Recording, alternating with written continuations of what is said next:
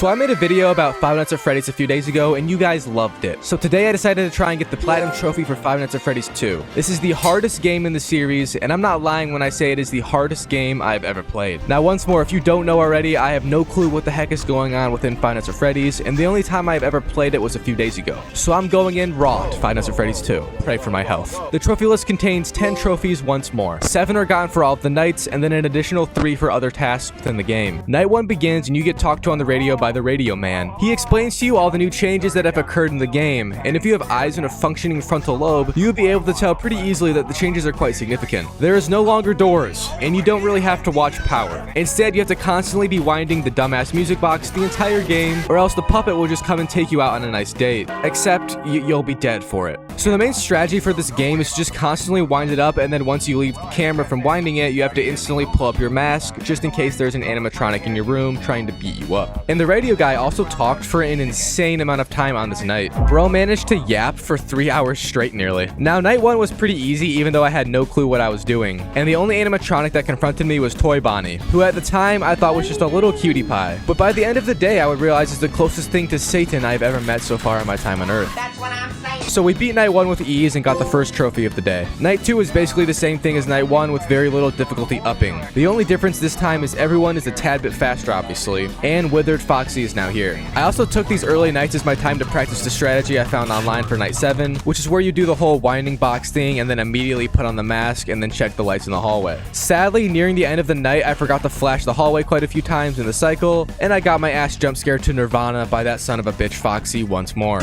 And my soul kind of left my body here, I'm not gonna lie. But since we got scared for the first time, we also got the trophy for that. So on my second try, I knew what to do differently this time, and I watched the hallway a lot more carefully so I wouldn't get jump scared by a giant fox again. Instead, I got confronted by Toy Bonnie twice throughout the night, but nothing else happened and I made it to 6 AM safely, getting the trophy for night 2, and I also reached a new trophy milestone, which had told me this while I was watching a super disturbing cutscene after night 2. And I think these are new to this game from the first one, but honestly, I can't remember. All I know is that these are extremely weird and make me feel uneasy. Just like when you accidentally drink expired milk. It was a mistake, I swear.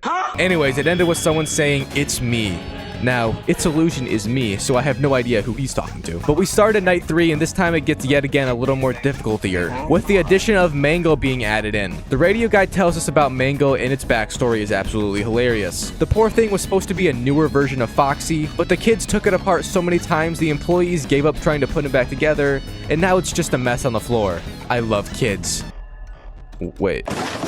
During night 3, a lot more action finally happened, and the game is no longer boring as it was before. I got my first introduction into Withered Bonnie, who just appears in your office sometimes once you drop the camera, being the reason to why you have to immediately put on the mask. The only time you can actually get jump scared by him is if you're too late to putting the mask on, or set on cameras way too long. I also got my first encounter with the Balloon Boy, who may look innocent right now, but this jerk ends up being the bane of my existence along with lots of other things later on in the nights. All you have to do for him is make sure you put your mask on immediately after seeing him. I then had an encounter with Chica, and he just popped into my room with his yellow ass and acts the same way as Withered Bonnie did. And to end off the night, I had a typical run-in with Toy Bonnie once more, who was still the most frequent visitor to my butthole. And that was it for night 3, and I made it to 6 AM finishing off the night first try, getting the trophy, and then watching in fear with another random scary cutscene. I'm getting to the point where I'm scared as hell. Night 4 begins, and it's finally time to bring everyone in on the action. And since I had only died one time previously to right now, I was definitely feeling myself like Ice Spice, which led to some unfortunate occurrings, meaning I was overlooking a lot of things since I was way too confident in my skill level on this game. I sucked.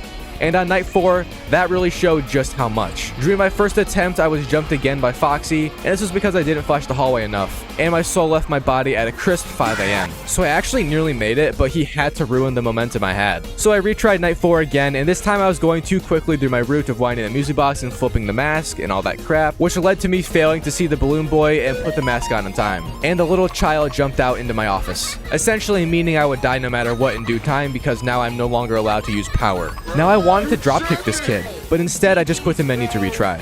I then finally got introduced to Mangle and what he does. I had no clue what the whole radio sound meant, and it literally was the most obvious sound cue to please put your mask on because there is a furry in your vent right next to you, you idiot. So I guess I didn't see it, or maybe I was just being mentally ill. But either way, Mangle snuck right out into my office and just sat on my roof for multiple minutes. Looking back on this recording, I'm honestly confused as to why he didn't execute me sooner, because the dude straight up was just vibing with me for quite a few minutes without killing me. So maybe Mangle was like just checking me out or something, but eventually decided I'm worthless and jumped down from the ceiling, executing me in the process. I then spent a good amount of time having an existential crisis because I already was struggling with the game and had to look up some more lore about all of the people in it, so I could at least feel like I had a chance. I then tried again once more on night 4 and got cock-blocked by Balloon Boy and quit the menu. Now here's when something absolutely hilarious happened. I accidentally pushed my joystick upwards in the menu and pressed on new game, meaning I had to restart from night 1 all over with no way of taking it back. And this honestly pissed me off so much because I didn't mean to do that at all. So I then got to replay all of the first 3 nights until reaching night 4 again.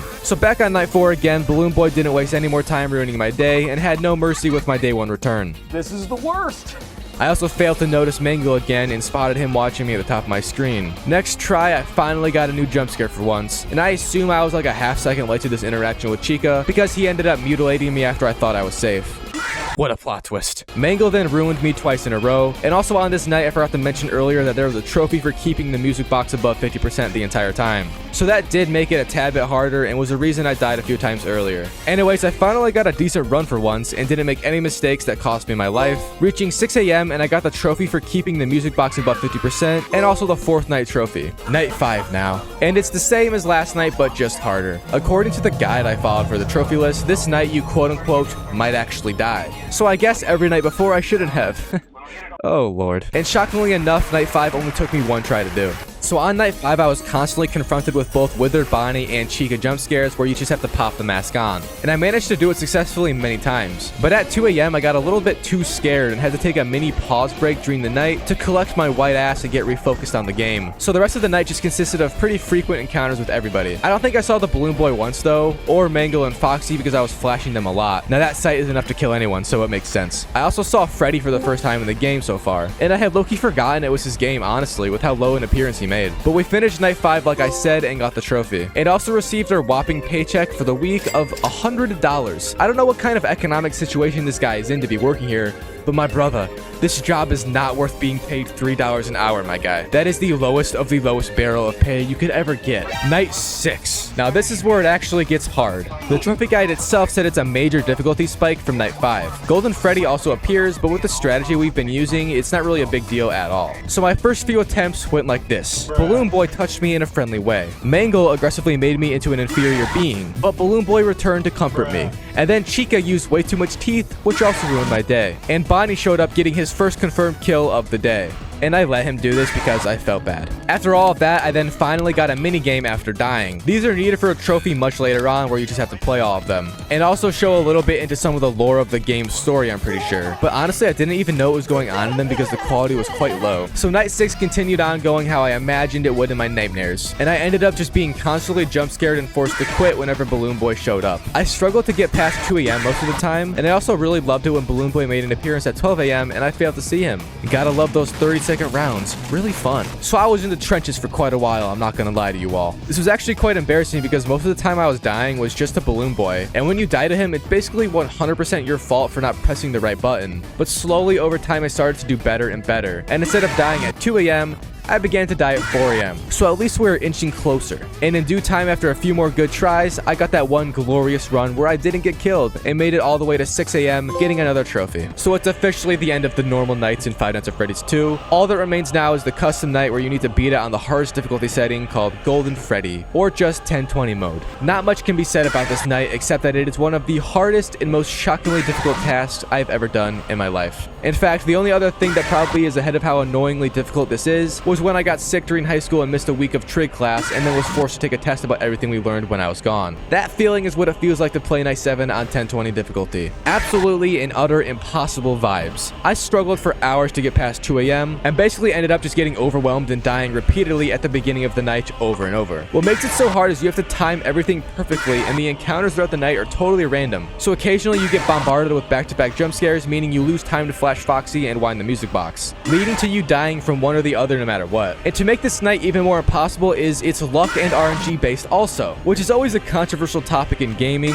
because this is usually just an excuse for being bad at a game. However, within Five Nights at Freddy's 2, this is quite literally a real thing because Toy Bonnie will pop up in your vents a lot on night 7. And sometimes it will be an immediate attack, which is perfect, or it won't, and he would just sit there edging you and ruining the whole flow state you had going. This also typically results in a death or at least ruins your chances of survival. And we are of course on console, which is the worst way and version of Five Nights at Freddy's in general. This is due of course because you can't just quickly go over to both sides and have to slowly rotate your camera. Now that makes it harder and essentially impossible, but this night supposedly can be done if you do everything perfectly. So anyways, I was getting destroyed for hours on hours.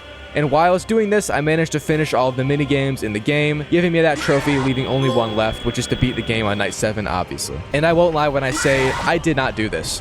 I quite literally just couldn't. So Five Nights at Freddy's 2 has beaten me, and it was honestly expected. Like, I've never played it before and also hate scary games, so that combination to begin with isn't a great one. But the furthest I ever made it on night 7 was like 2 a.m, and I seriously just have no clue what else to do. So if you guys have any tips, then please drop a comment below, and maybe I can try this again at a later time when my butthole has recovered. Anyways, thanks for watching, and I apologize for failing this trophy list, but dude, it is seriously insane.